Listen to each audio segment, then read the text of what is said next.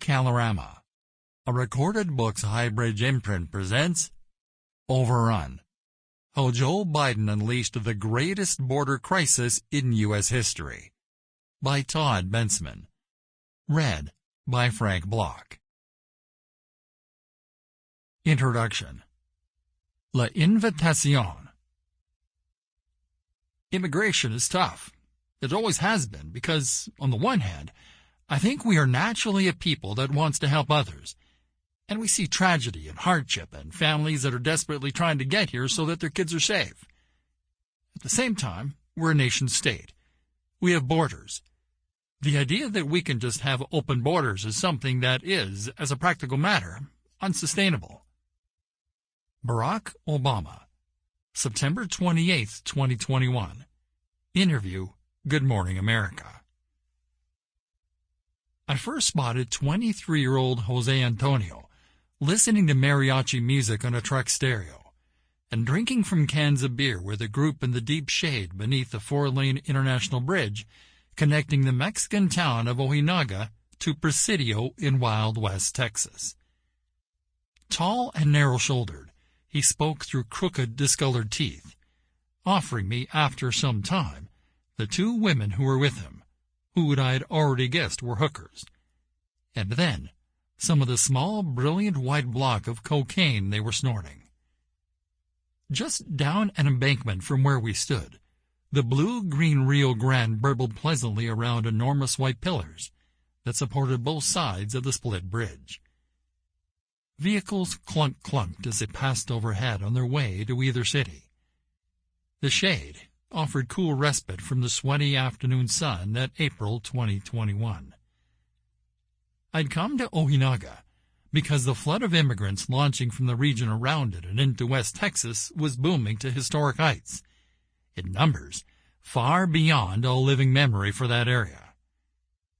I'd stumbled across Jose and his group while looking for people who might be able to illuminate what was happening. He was exactly the right guy for that. Aside from its place in Chihuahua State's storied generational drug smuggling trade, Ojinaga was famed because Pancho Villa fought a battle here in 1914 that a Hollywood movie studio actually filmed in real time. More than 100 years later, I was there to report about this new smuggling product for my Washington, D.C. employer, the Center for Immigration Studies, and its Beltway audience. Noting his smiles, I figured that Jose and I must have hit it off. This sparked a tightening of panic under my breastbone, given that my translator had just informed me he was a foot guide, or guia, for the ultra-violent La Linea cartel. I began calculating how to say no thanks to both the women and the coke, without risking suspicion that I was police, which might lead to a wrong outcome. Was he armed? I couldn't tell. I spied a wood-handled shovel amid the trash in the bed of his pickup. Could I grab it? This impromptu meeting broke one of my top personal security codes: avoid cartel people at all costs. I felt torn between staying and running. I developed that rule during my years as a Texas-based newspaper reporter, covering cartel drug wars and gun smuggling along the border, and from all I learned for my subsequent near-decade, working the border for the Texas Department of Public Safety's Intelligence and Counterterrorism Division. I knew all too well that every cartel member must be considered mortally dangerous. Even low-level foot guides like Jose had cell phones or radios to instantly report to bosses. Once a call went out about a gringo claiming to be interested in cartel business affairs, vehicles could quickly screech up to block your way, with the gunmen ordering you out of yours and into theirs.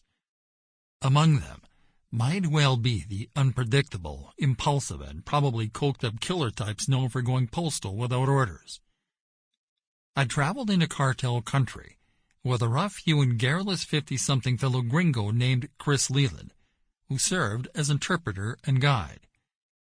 Chris was a perfect choice for this duty, as a lifelong back-and-forth border denizen who'd grown up as a hunter and Rio Grande running guide. I'd asked him to help me find immigrants who could tell me firsthand whether numbers had more than tripled of late. Border Patrol, which typically caught 3,000 to 4,000 crossing there in any given quarter, had caught a whopping 14,091 in the first quarter of 2021. But I couldn't find any to interview. Despite their ubiquity on the streets of other Mexican cities farther south, here they were under the control of La Línea. The syndicate kept them hidden in local stash houses and motels until go time. Over in Texas, big columns of them, 50 or 100 at a time, were getting caught during their 10-day clandestine backpacking treks through the desert wilderness. I later learned that most of the migrants were young, fit Central American men who had mustered La Línea's price tag of $10,000 or $12,000 each for the run. That day, hours of hunting interviewees yielded nothing. One group of 7 we spotted on the street from their telltale backpacks first agreed to be interviewed, and then suddenly sprinted away. A bit later, we discovered Jose and his tailgate party under the bridge and approached. Fortunately, one of the men with Jose recognized Chris as a regular customer at a mechanic shop in town and enthusiastically greeted him. Both men spoke in Spanish over the truck stereo music, with Chris pausing to translate, telling me that Jose was a guia just back from a trek guiding migrants on foot through the desert. Suddenly, Jose was on his cell phone with someone. A chill swept over me. Under my breath, I told Chris that we could get out of this quickly if we simply got in the vehicle and drove straight onto the bridge, 10 feet overhead. Atop the bridge, I'd just seen a parked U.S. Customs and Border Patrol vehicle with blue uniformed American officers standing by it. But from where we stood below, they'd be of no help whatsoever.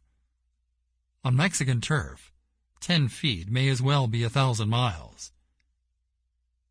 Jose hung up and said something to Chris, who turned to me and relayed, "Jose is willing for you to interview him. That was him on with his boss, and they said, sure, go ahead." So we stayed. Despite the risks, getting to interview a cartel human smuggler about business was rare. Jose began telling me about the enormous economic windfall the immigrants were creating for La Línea in just the past few months, and how he was about to buy a brand-new truck. "What do you owe all this to? The money and all the new business?" I asked him. He looked at me and shrugged, turning both palms up. "La invitation." "La invitation. What's that?" I asked. He explained that La Invitación is what he and his cartel buddies were calling the newly elected President Joe Biden's welcome to immigrants to cross the border illegally and stay. He then offered, unsolicited, that one of Biden's early moves had proven especially inviting. The new president ended interior deportations so that ICE officers would leave his clients alone once they'd gotten into American cities to live and work in peace. News had spread quickly around the world that Biden's follow-through on his deportation moratorium promise during the campaign had indeed defanged and grounded ICE officers at their desks. In response to that extraordinary development, Jose explained, people were coming in droves and paying fortunes for his services. He had never seen anything like it. Business in Mexico's Chihuahua state was como nunca, like never before, Jose said. He and his crew in the cartel couldn't keep up. Every house in the region was packed with smuggled human beings.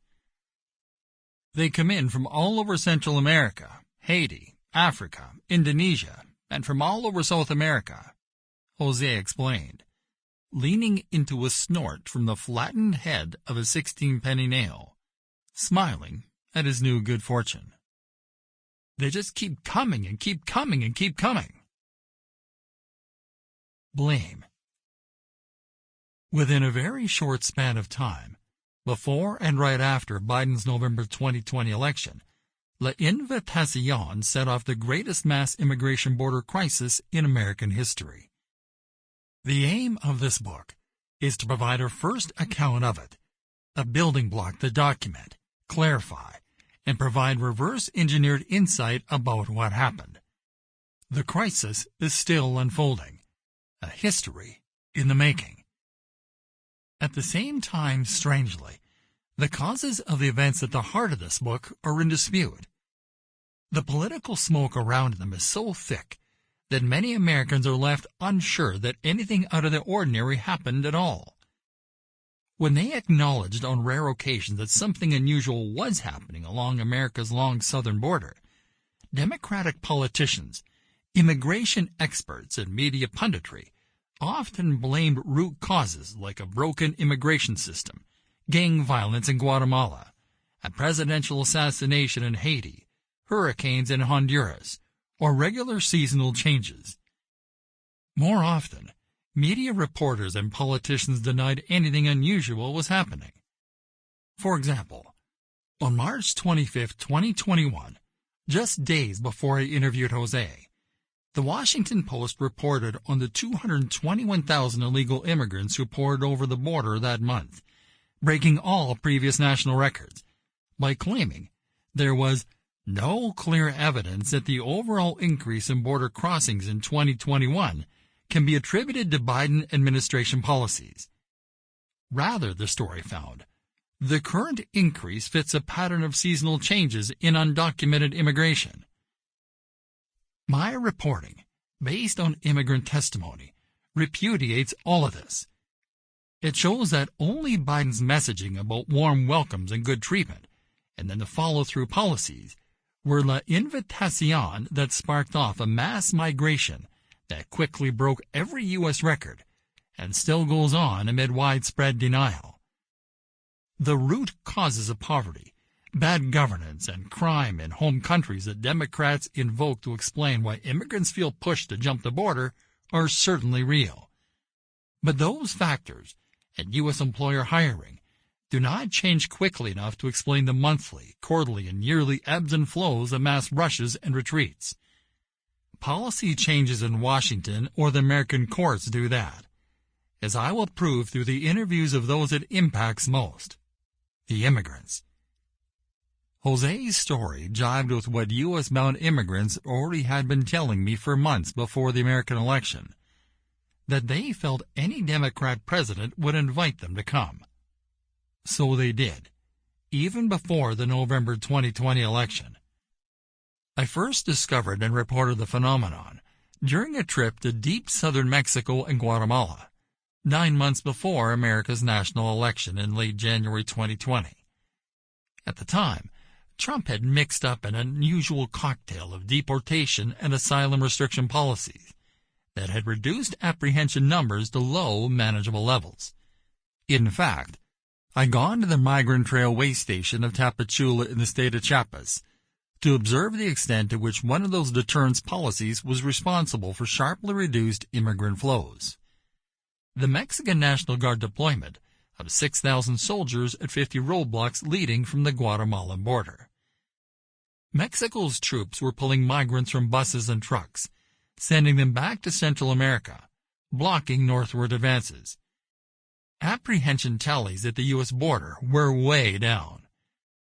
I expected to find hardly any U.S.-bound immigrants crossing in from Guatemala. But instead of the expected sleepy Tapachula streets, I found crowds of hope-filled Central American women and children, Cubans, Pakistanis, and Haitians pouring into town, socializing and hustling in the city's downtown Central Plaza. They were waiting in government lines, filling cheap restaurants and occupying every room down at the heel Roach motels. To find out why, I waded into a large immigrant crowd of hundreds concentrated outside a government detention facility, waiting for their turn before a bureaucrat behind a sliding window. All were holding temporary visa permission slips that the Trump administration pushed the Mexican government to require them to issue under pain of bus deportation by the National Guard and Mexican immigration officers. They were there to get a weekly renewal stamp to prove they were still in town waiting for final Mexican asylum claim decisions. Once asylum grants came a few months later, they'd be free to pass through the roadblocks and keep going north. A young, well-dressed and groomed Honduran woman, holding an infant in the line, provided the first surprising explanation. Catherine Cabrera said she had decided to suffer through the endless bureaucracy, because once she got her Mexican asylum months from now, she'd be in place in northern Mexico for when a Democrat prevailed in the American election, like all the polls were saying would happen. Wait, what? I asked, somewhat surprised to hear such a sophisticated calculation. I want Trump out. I'll wait for that, because it would make things easier to get in, she said simply, explaining the reasoning behind the gambit. Her logic struck me instantly. Of course. For the last couple of months, a dozen Democratic primary contenders were on televised debate stages, promising all illegal border crossers red carpet welcomes, citizenship, an end to deportation, free health care, no detention. Even if many Americans had tuned out the debates, the rest of the world had listened to every word of them. Most polls said Trump was definitely going to lose. I spent the next week posing the same question to dozens of other immigrants, sweating their way through Mexico's months-long bureaucratic requirements. Almost to a person, they provided the same Trump defeat calculus, like Honduran Wilson Valladares. The plan, he told me, was to get a Mexican asylum claim approved, use the papers to move to Tijuana until Trump leaves, then cross over the border when any one of those Democrats undid his policies, because right now the Americans will throw you back to Mexico. Even that early, before Biden emerged to win the nomination, immigrants were hearing La Invitación. They'd seen every candidate raise their hand, Biden and Kamala Harris among them, when asked if they'd give free health care to illegal immigrants and decriminalize border crossing. Recalling those debate stage moments, I asked 5 migrant women from Central America to raise a hand if they came to wait in Mexico this early, to be in place for when Trump suffered defeat at the ballot box. All 5 raised a hand without hesitation. A lot of people in El Salvador believe Trump, is the reason all this is happening, that he is selfish and cruel and doing everything he can to make us suffer, El Salvadoran Brenda Ramos told me. But once Trump is defeated and the Democrats take over, things are going to get better. In Cutting Through the Fog, this book relies on primary interviews with hundreds of immigrants, like them who were on their way or just arrived, Border Patrol agents, law enforcement, migrant advocate statements, Mexican officials, current and former American officials, and the few other journalists with thousands of hours in the field.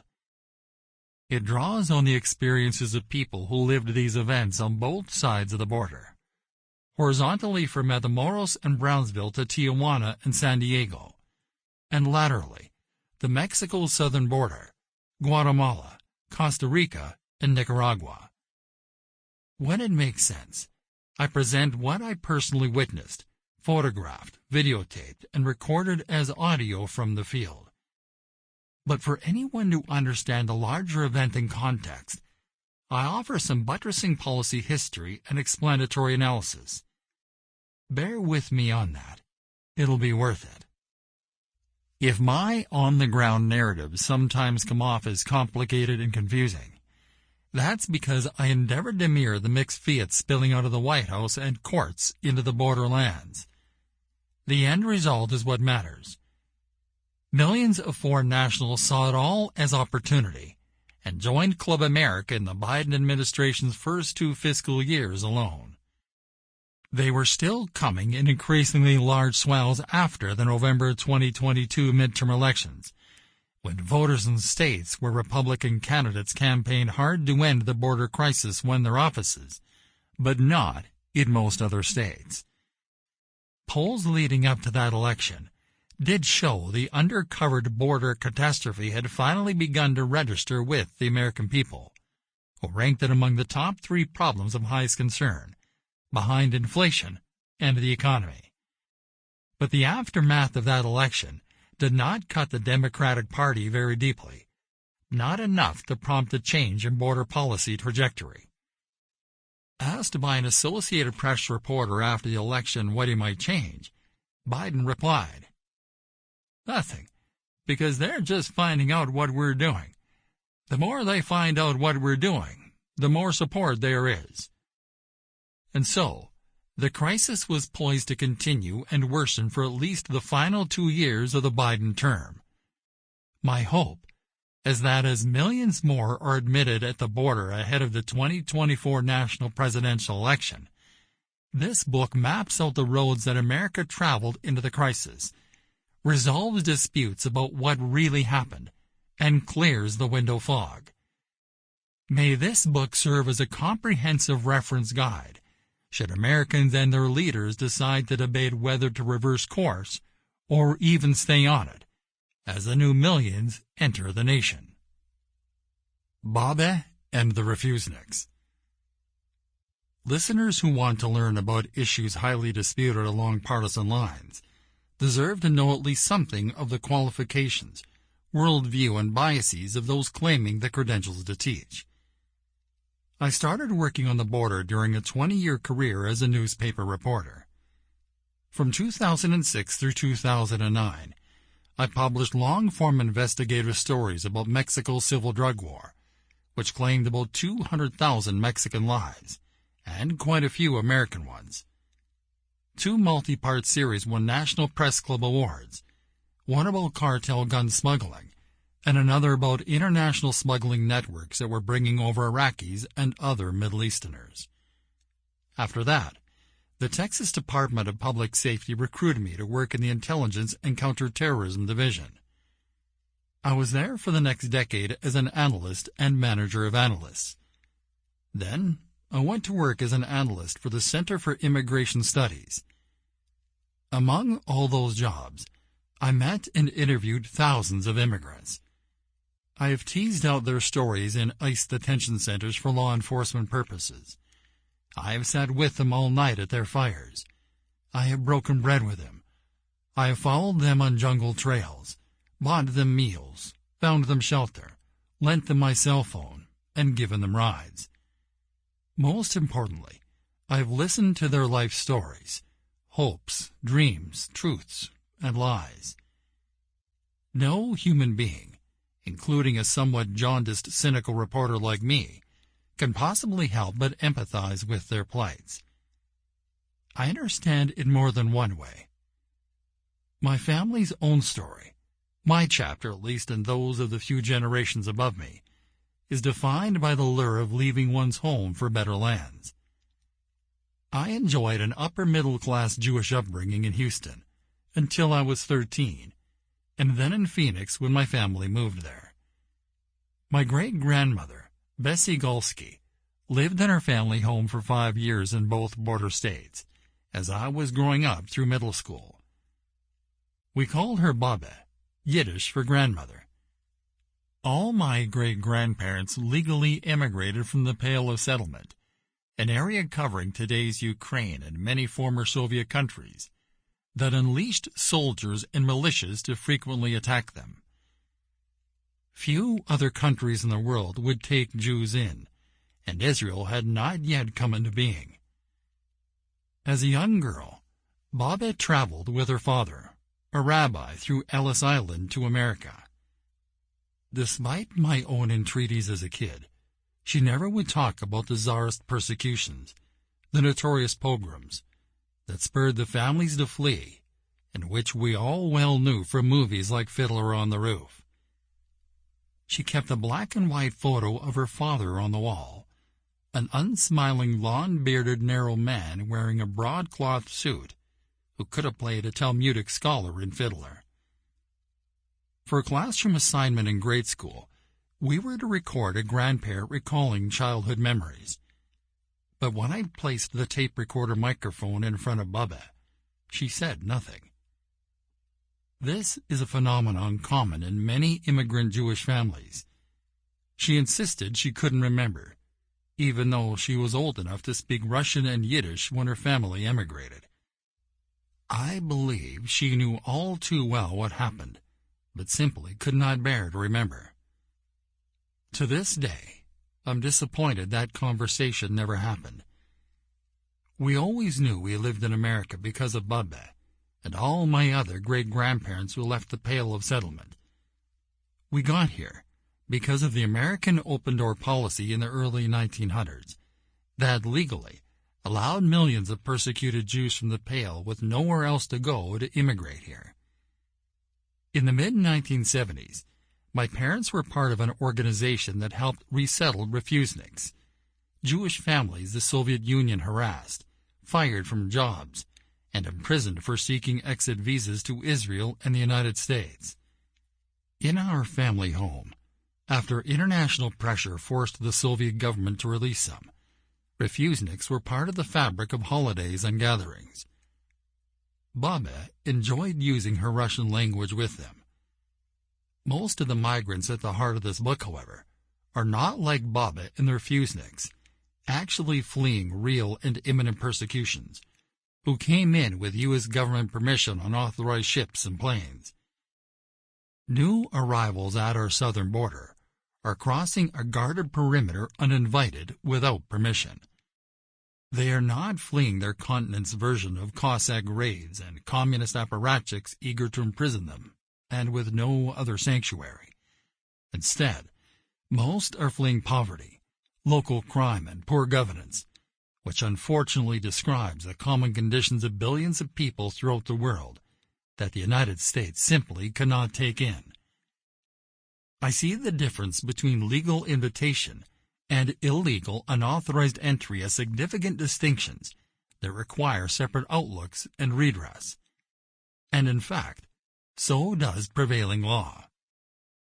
Intending border crossers cannot be cast in monolithic terms as their many liberal champions always seem to do in stateside media and in the parlors of Washington. The stereotype overlooks that some are aggressive, criminal, and dishonest to the core. A great many are just regular people born in a poor country and willing to bend a few rules, maybe tell a few white lies to live in a rich one.